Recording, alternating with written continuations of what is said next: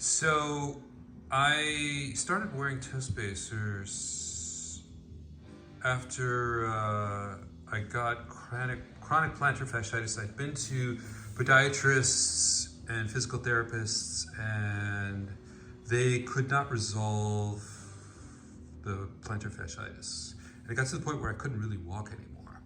Then I discovered the concept of barefoot, which is that modern shoes have deformed our feet and messed up our gait. So I got toe spacers, I got minimalist shoes, I got rid of all my modern shoes, and I found a barefoot physical therapist who helped me relearn how to walk. We shot slow-mo video, went for a couple of sessions over several months as I worked on correcting my gait. I'm still working on it. It took about a year, but the plantar fasciitis is gone. It's been a couple of years now. I can go on long hikes.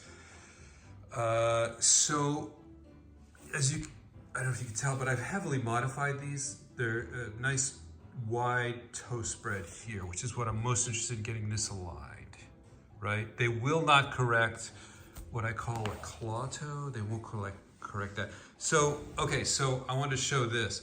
This is what happens when I pull the toe spacers out. See the difference between the 2 feet? And over time, if you give it another 5 minutes, that big toe is going to go right away from the midline. That condition of the big toe is called hallux valgus. Most of us have this condition.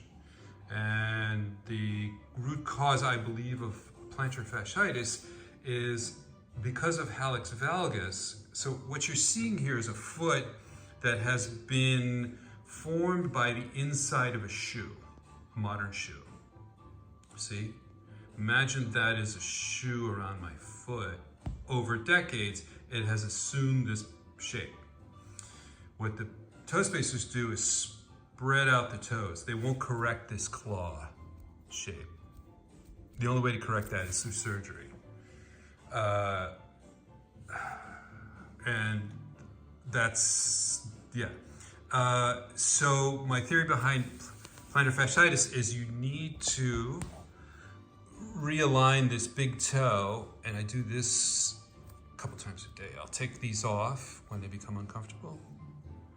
And you'll notice I try to get a nice spread there. Is that you need to realign this in a straighter position towards the midline. You need to align it towards the midline and re-engage it. Because when it's in valgus, when it's the other way, it's completely out of the game. It's almost like you're tying your hand behind your back and you're going into a fight. You're not using that big toe anymore. Like you're not using your hand behind your back in a fight. So I got the big toe back in the game. What was happening before was all the workload when I walked was on the rest of the foot, and this whole section here was not being engaged. So over several decades, these muscles under the foot, the tendons, whatever, they just gave up, and that's how I got plantar fasciitis. The pain is, it's horrible, horrible. So by re-engaging the big toe and the muscles and the tendons attached to it, the foot is kind of back to normal. I mean, it'll never be back to normal because my feet are fucked up from modern shoes. But the toe spacers help artificially get the spread that you would get in a foot that's never been in a modern shoe. That's what toe spacers do.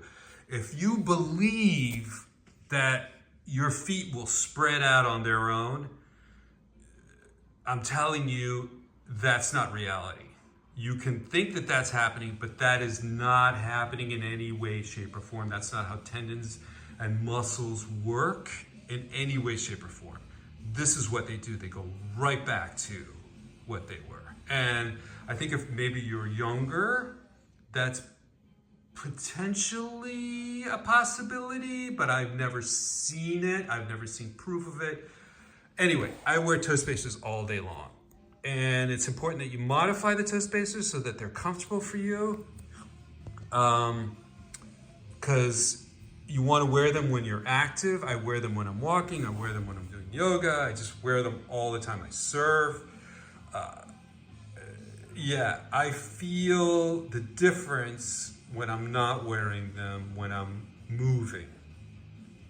I prefer now to wear them than not to wear them. In my case, and I think in most people's cases, is we lose touch with our toes. We don't think of our toes as fingers, which is what they are. We talk about grip, but they're not grip. Imagine you're playing a piano. Your toes are playing a piano when you walk, or move, or surf, or do yoga, or play basketball.